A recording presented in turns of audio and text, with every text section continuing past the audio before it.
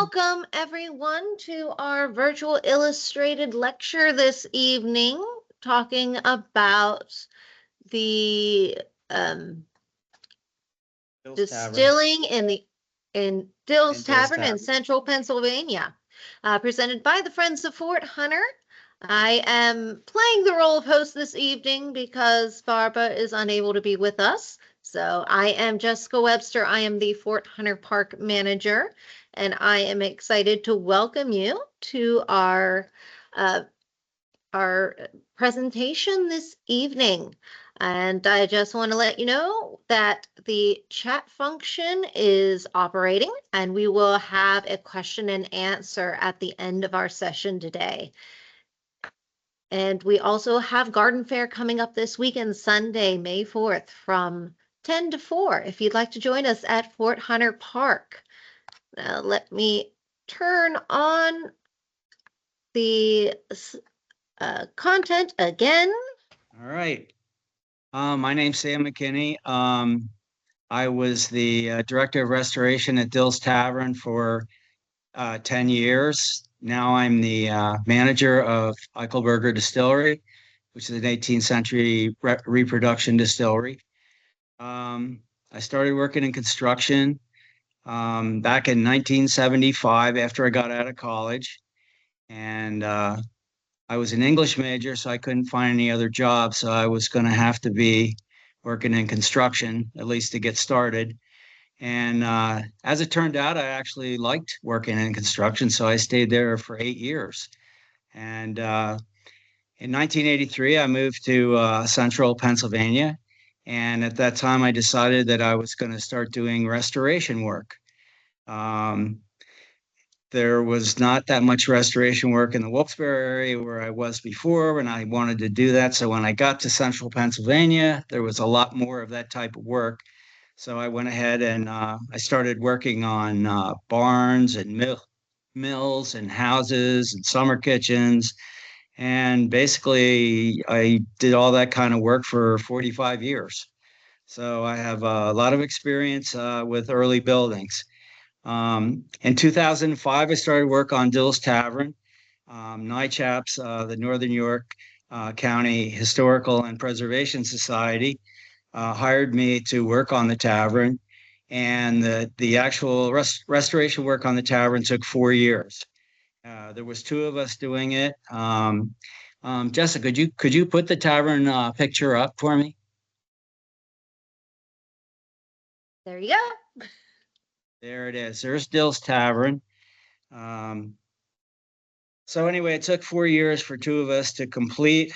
It was a really huge job for two of us to work on. The history of the tavern is the Dills arrived in 1742. They were a Scotch-Irish family. They probably opened their home as a tavern soon after that. The tavern was their original tavern was located at the gap in the South Mountain called the Dills Gap, and that's where Route 74 goes through the South Mountain right now. We don't have much documentation on Matthew Dill and the early Dills. He was a justice of the peace for York in 1749. He was captain of the Associators Militia. And that was a organization to protect the settlers from the Indians early on. I know he was well regarded. People thought a lot of him as a person. He died in 1750 and left a will and an inventory. And his son James took over and ran the tavern for many years. Then James died and his son John inherited. Now, John built the existing tavern that you're looking at right now.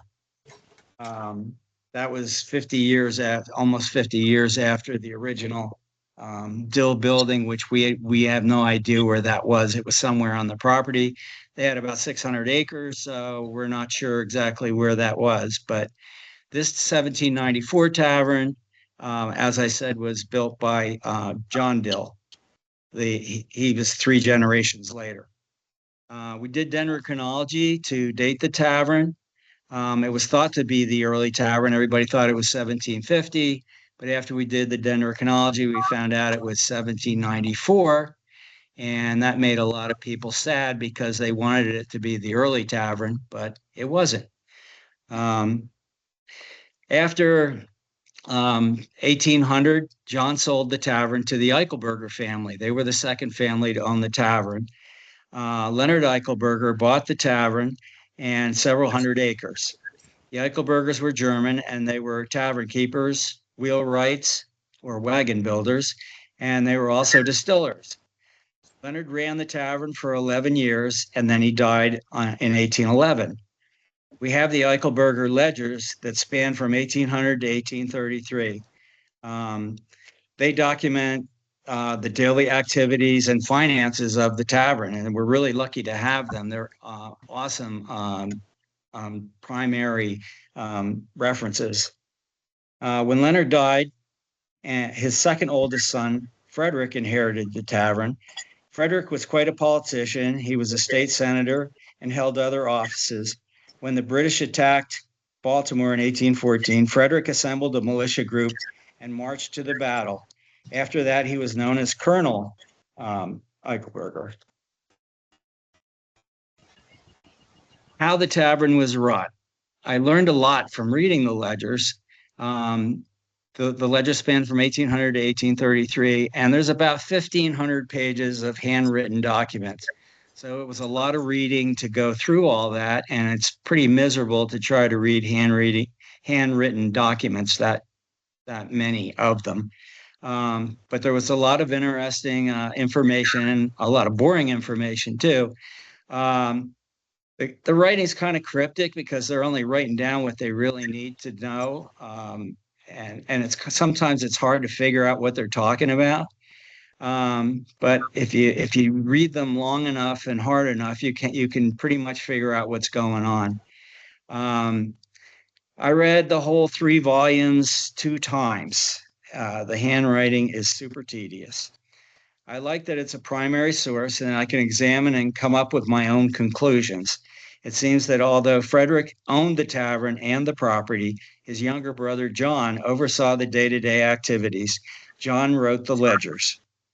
And now, what did I learn from reading the ledgers? Taverns were not very profitable. That's one of the first things I learned. People would take years to pay their bills. For instance, a guy would come in and he'd pay 3 cents for some whiskey, and then he would take him 3 years to pay that 3 cents back. That's just one example, and there was hundreds of examples of people who just put off paying their bills. So I don't even know how sometimes the tavern keepers kept going. There was a lot of bartering and trading going on. A tavern is a business center. John found a lot of the workers for his site from his customers. The tavern keepers were also bankers. They lent a lot of money out to people. The Eichelbergers took very few people to court. They were very patient. I've seen other ledgers where the tavern keepers weren't that patient, and they were constantly taking people to court to try to get the money out of them. Because they were wagon builders, they had wagons. They had a hauling business. They were moving stuff around for customers and for themselves. They were very frugal. They were fair in their dealings and well regarded. They were religious. And the biggest thing that I found out reading the ledgers was that they ran a very large distillery. The tavern restoration started in 2005 in January. It took 2 of us 4 years. The building was Victorianized around 1900, and I had to remove all the Victorian influence and return the building to its Federal early look. It was a tremendous amount of work. We went to great lengths to get things as accurate as we could. Where we had to do interpretation, we tried to be very conservative. We did voluminous amounts of documentation, took hundreds of photos, and kept daily ledgers. Paint histories were done of each room. All repairs were done as sympathetically as possible. We hand planed all the wood, all the moldings. It was a a lot of work. The exterior woodwork, window sash, trim boards, etc., were all mahogany.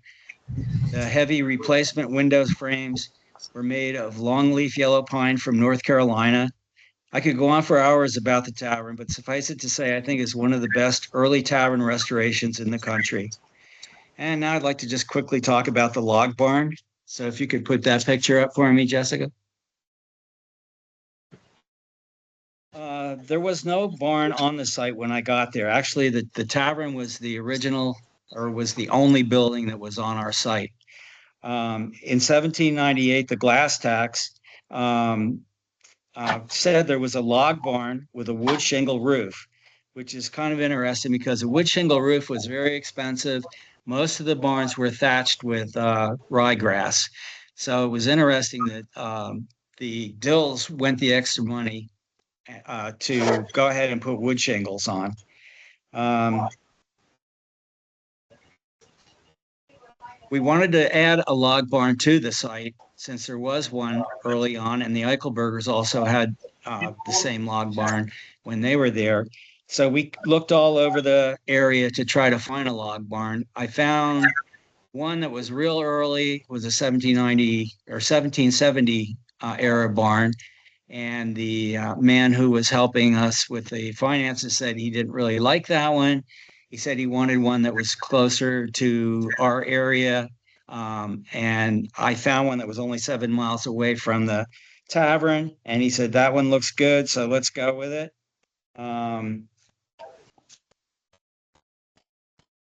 It was interesting because the log barn ended up being a very rare log barn. And I have to be totally honest, I had no idea at the time what we were dealing with. All I knew is it was a log barn. It was cool, and I thought I want to get it and add it to the site. Well, as it turned out, it's a German ground barn, and the ground barns are very rare. And what a ground barn means is it's just all on one level, pretty much, that doesn't have a big ramp up the back like most of the early barns do in central Pennsylvania. So the other unusual thing was that it had a forebay on it, and log barns don't have forebays on them generally. I mean, it's almost unheard of. So that did was that made this an extremely unusual barn, and it was the only one that most of the experts knew of in the whole country. So it's a really unique and special barn, and it's amazing that we were able to save it. And like I say, it was totally by accident because we didn't really know what we were getting into. We did dendrochronology on it, and the dendrochronology put it at 1795 to 1798, which I was excited about because I wanted it to be an 18th century barn. We just squeaked it into the 18th century. When we did research on the documents for the property, we determined that it was probably made in 1798. That was probably the more accurate, the most accurate estimate. Okay, we knew the Eichelbergers had a wheelwright shop because they were wheelwrights, and also in the ledgers, there's a lot of documentation of them repairing wagons, not so much building wagons, but they most likely did build wagons also. Um, we don't know where they had the original shop or what it looked like, so we wanted to add a workshop to the site. We found a wagon shed that was only about a mile away from Dills Tavern. Um, it was a early timber frame, so we had the frame taken down, and I had a timber frame class that that I taught the class how to do timber framing, and we put the actual timber frame up in that timber framing class, and then we went ahead and put the siding on and the windows in, etc. The shop is an interpretation of what a 19th century wheelwright shop would be like, and it's filled with early woodworking equipment and tools, of all of which are used. It is a working workshop. We don't On our site, it's a living history site. Everything we try to do is actually used and appreciated, and people can, like I say, in the tower, they can sit in the chairs, they can lay down in the beds, you can make fires in the fireplaces. It's an actual working facility, and the workshop is another great example of that too. Some of the other buildings that we have on the site that we also built is we have an exterior bake oven building. Again, in the 1798 glass tax, there was a bake oven building on the site. So that was another thing I wanted to return to the site. We built a copy of an existing bake oven that I knew of that was up in Lebanon County. The bake oven is brick, and I built it just like the original ovens. It's a beehive in shape with a squirrel tail flue, and there's an outdoor walk-in fireplace in front of it. So that's another facility that we have here that can be used, an outside fireplace. We have a timber frame woodshed, and that building is, again, just to show what the support buildings were like on the sites. There were all kinds of buildings, chicken houses and outhouses, and but there also needed to be a woodshed because you had to keep your wood dry. And so we built a woodshed, and I had a class build it, make a timber frame, and put it up. So that was how we ended up getting our woodshed. That gives you a basic understanding of the buildings on our site. Only the tavern is original. We created the rest. They are interpretations of what kinds of buildings might have been on the property. All the buildings are mentioned in the ledgers. They just aren't the exact same ones. And now we're going to talk about the distillery a little bit. As I said, I found out about the distilling business by reading the ledgers. The first time I read the ledgers, I was just going through, I was doing the restoration on the tavern, and I was only interested in what was going on in the tavern. So I skipped over a lot of stuff as I was reading through. I skipped over the grains and all kinds of stuff that was related to the distillery. I wasn't thinking about a distillery at the time. So when I went back through the second time and read the whole set of ledgers again, the light bulb went on in my head, and I said, oh my God, there was a distillery here. And I thought that was super cool that there was such a thing. And I didn't know anything about distilleries, early distilleries, and basically I found out why is because there isn't a whole lot of documentation on, especially Pennsylvania distilleries. The pages of the ledgers detailed grain inventories, the amounts of liquor produced, what kinds of spirits, who the distillers were, and how they were paid.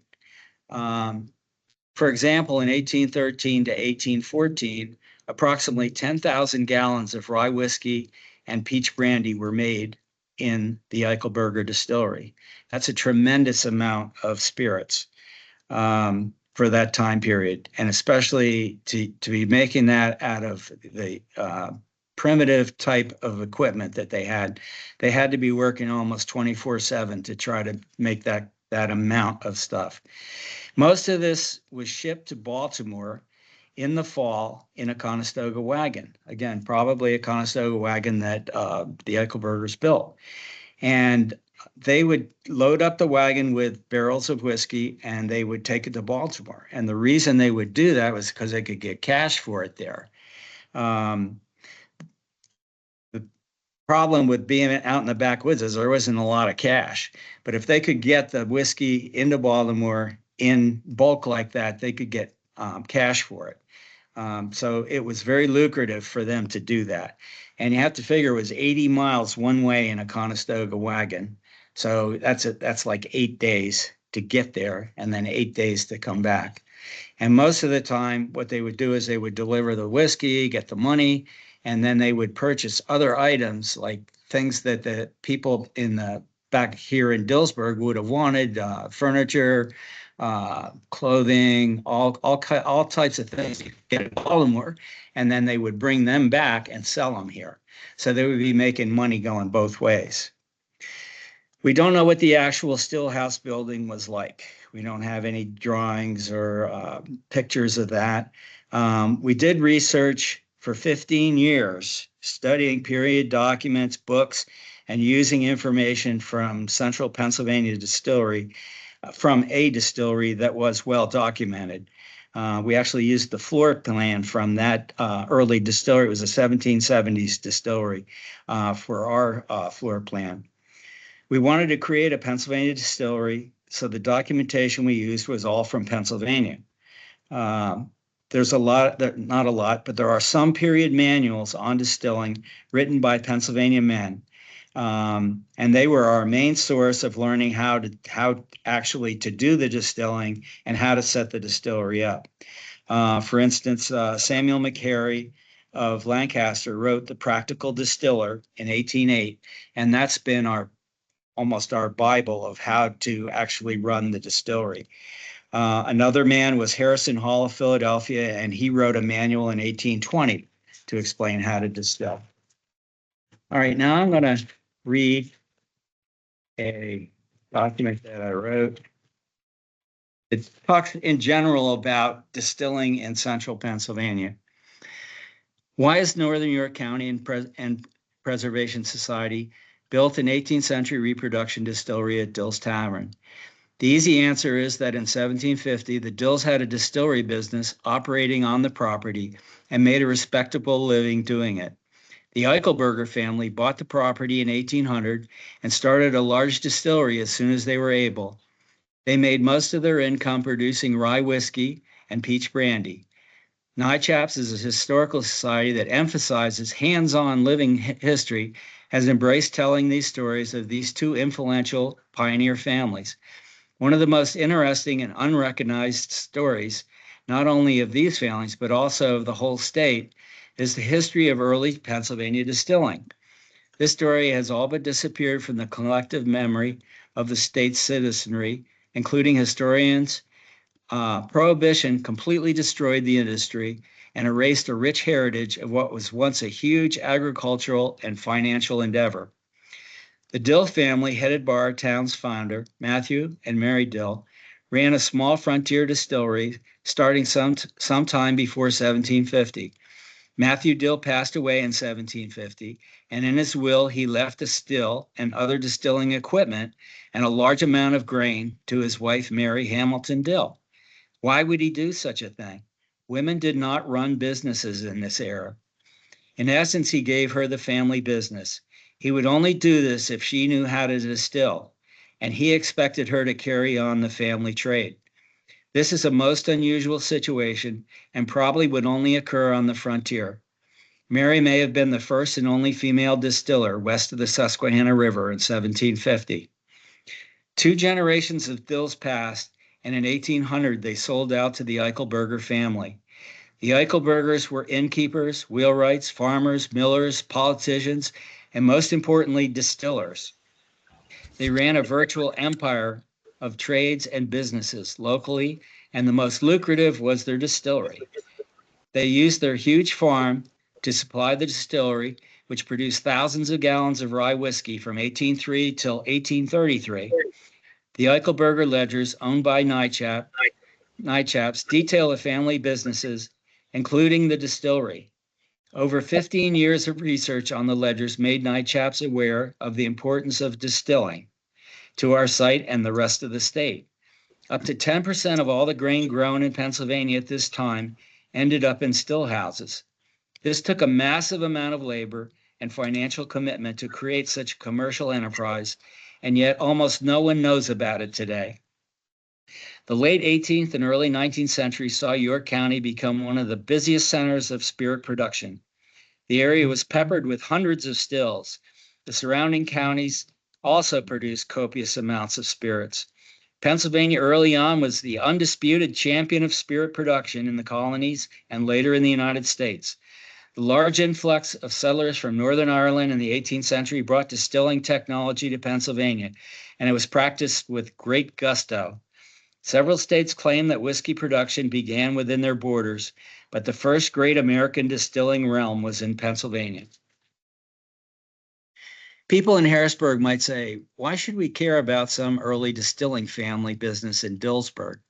What does that have to do with us? Well, Fort Hunter is a revered historical location in Harrisburg. The famous owner of that property was Archibald McAllister.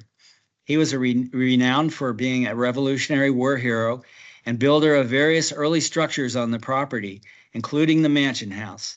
How did he afford to build all those buildings, especially the Grand Mansion House? He did it by running a large distillery from the late 18th into the early 19th century.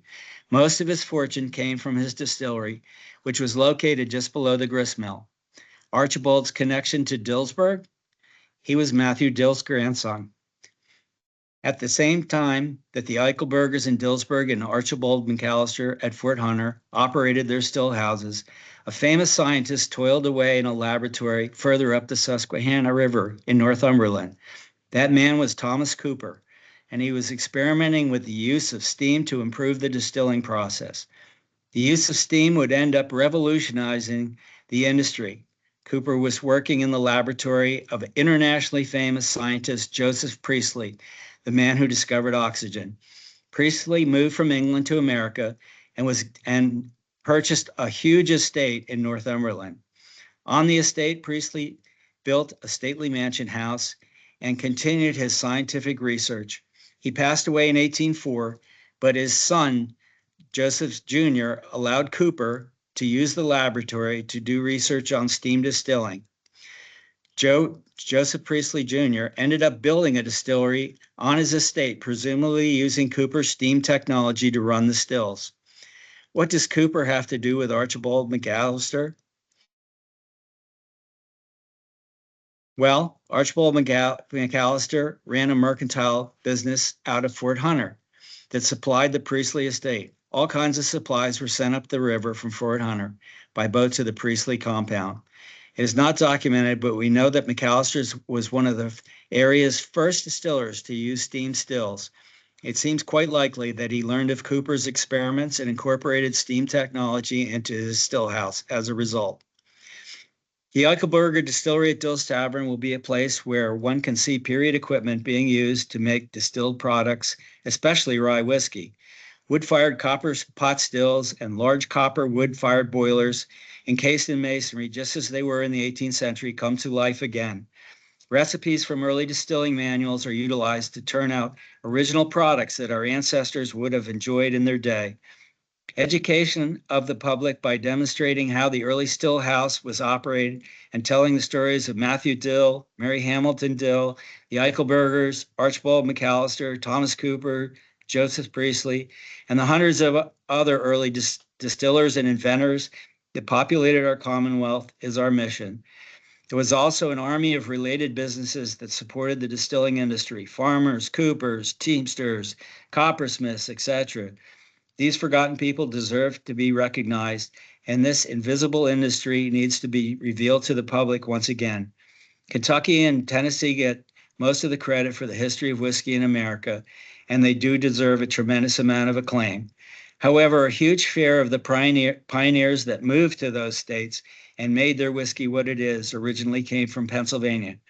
In early America, rye whiskey was king, not bourbon, and the king of rye whiskey production was Pennsylvania. We encourage you to visit the Eichelberger Distillery at Dills Tavern and experience a day in the life of the 18th century stillhouse workers. The wonderful smells of grain cooking, feel the steam in the air from the wood-fired boilers, hear sounds of rolling wood barrels, paddles stirring the mash, wood being chopped for fires, and workers discussing their labors. You may even be asked to join in and stir some mash yourself. You won't get closer anywhere to early whiskey history than this. And that's pretty much it for my talk. As far as what you're looking at right now, that's our distillery building. It was meant to represent an 18th century early distillery. And as I said, we used we used manuals that were written in the period to come up with the footprint and the size and It was recommended that the building be masonry. It was recommended that it have working sash and that it have working shutters.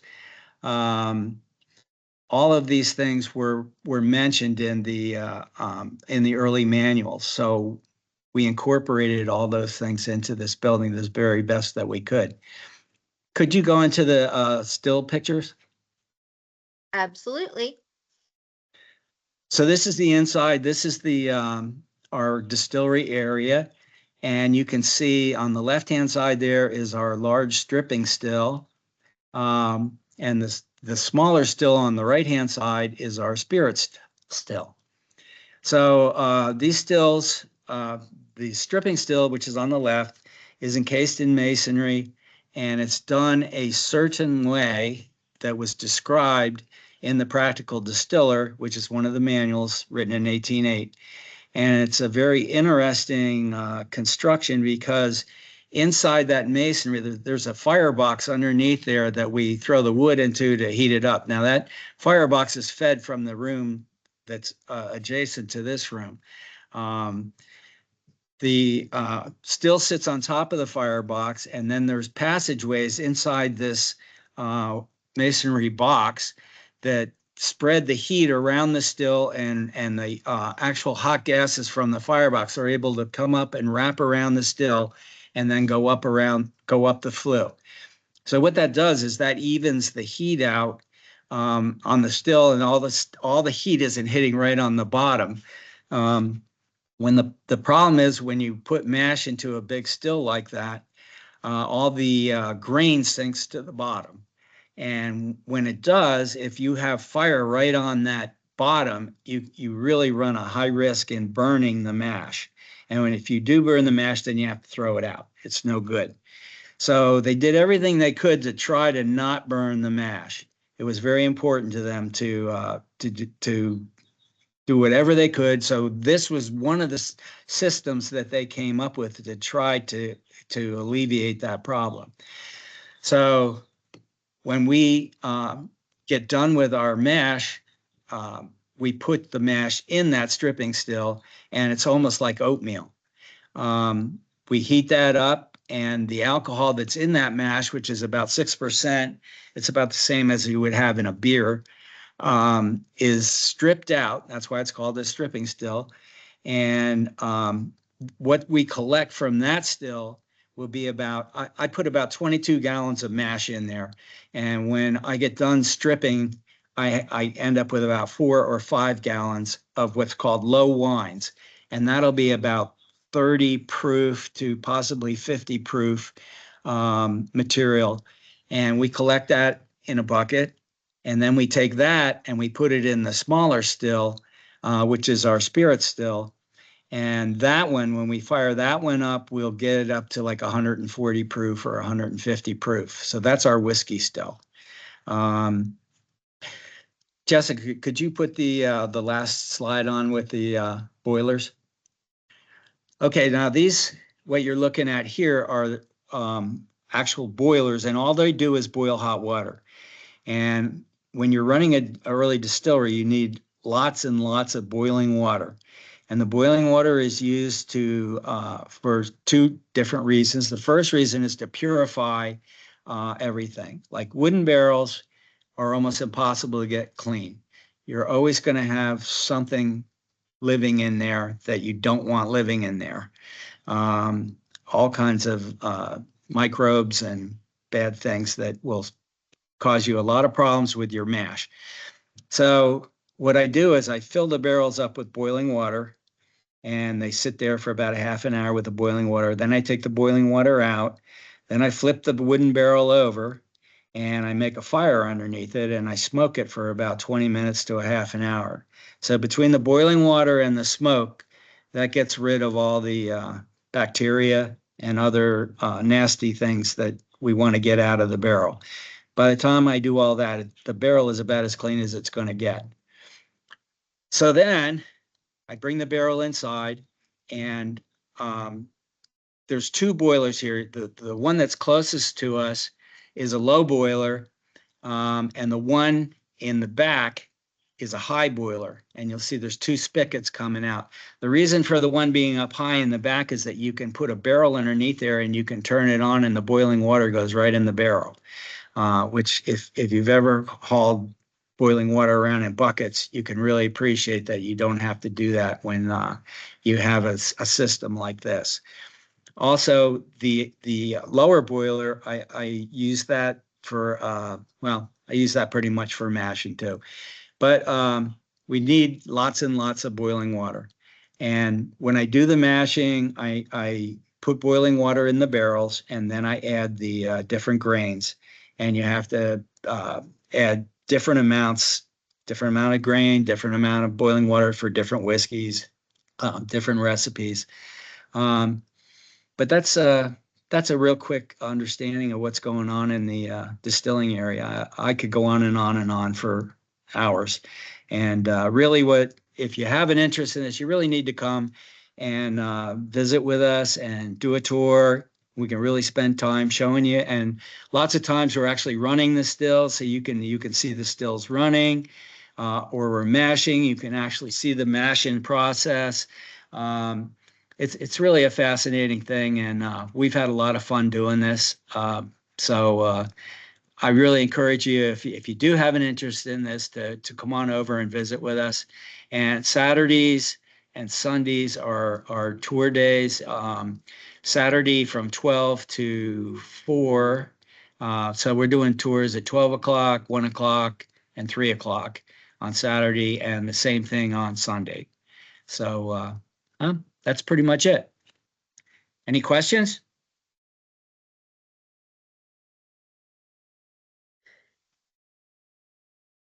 All right.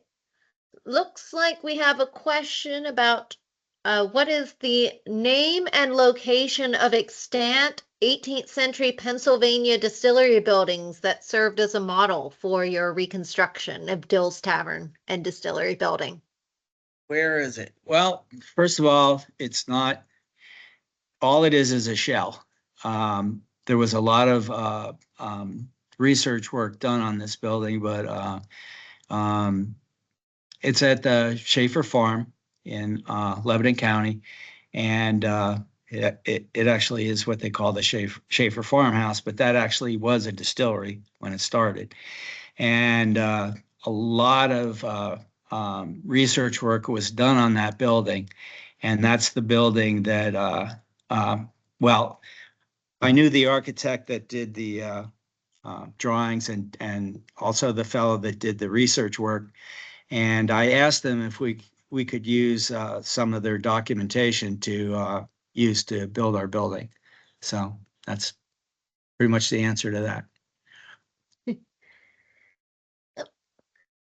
So, yeah, thank you for your in-depth knowledge on distilleries and distilling. We have some time for a few more questions. If you'd like to use the chat, I'm keeping an eye on that. But you can also unmute yourself if you have a question that you'd like to ask with your voice.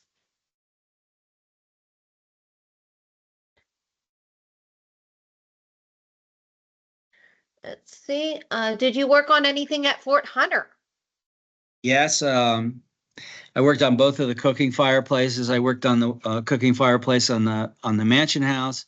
It's in the summer kitchen, and I worked on the cooking fireplace in the tavern. Very good. We are getting some good use of the one in the tavern. I know that the history educator has been doing some hearth cooking demonstrations recently. Awesome. It's great to see the things that you've worked on get used.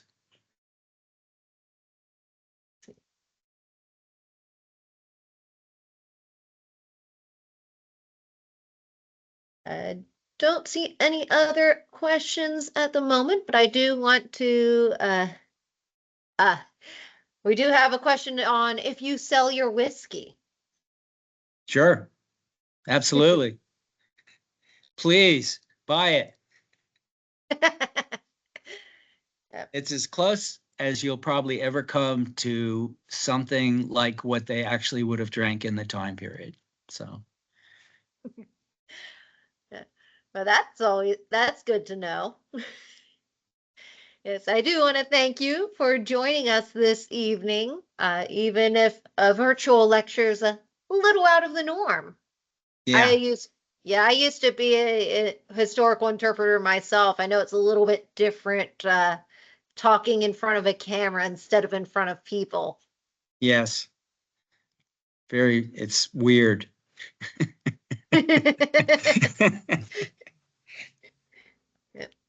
Are you planning to join us in at any of our future events at Fort Hunter? Yeah, if I can. I'm awful busy here trying to keep things going. So, um, yeah, I would love to do that. I'll keep you in mind if we need somebody to talk about distilling. Yes, and you need to come and visit us too. I do. And I got a thank you in the chat for you. So Well, great talk. thank you. I did my best. As did I. I Unless there's any other questions or you have any last words to say, I think it is getting close to that time to end our meeting here. Very good. I don't have anything further. So, thank you for inviting me, and I hope I entertain people a little bit anyway. We had a lot of visitors today, so Good. thank you. Well, And they need to come and visit us if they have an interest. yep, there you go. Thank you so much.